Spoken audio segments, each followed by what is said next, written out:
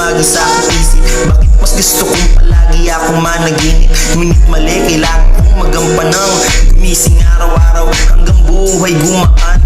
Isang beses ako'y naawa sa aking sarili, sabay tanong kung ba't ako nananatiling iyakin man ako at madalas din mabigo. Pero mataas sa aking pananaw, hindi ako susuko, sapagkat ako'y naniniwalang hindi ako pababayaan ng ating bagalang nagbibigay lakas at sa bawat mga sitwasyon. Kahit ako ay gago, nilagay pa rin sa tamang direksyon. Salamat din sa suporta ng mga tunay sa naniniwalang kaya ko kahit walang patnubay. Hirap ako ngayon pero hindi titigil, diskarte lang kahit problema ay hindi mapigil. Napakasimple lang mangharap pero hirap pabutin yung tipong titingin sa alaba, pihilin sa bitubi na mga gusto mo, ngunit hindi mo dun madadaan. Dapat ipiplanuhin at gawan lagi ng paraan. Samahan mo ng pagdasal, tiwala din sa may taas. Alam mo pagsubok dumating, hindi ka aatras. Tandaan palagi tayong ginagabayan, naman ang hirap o bigat, ito'y may katapusan.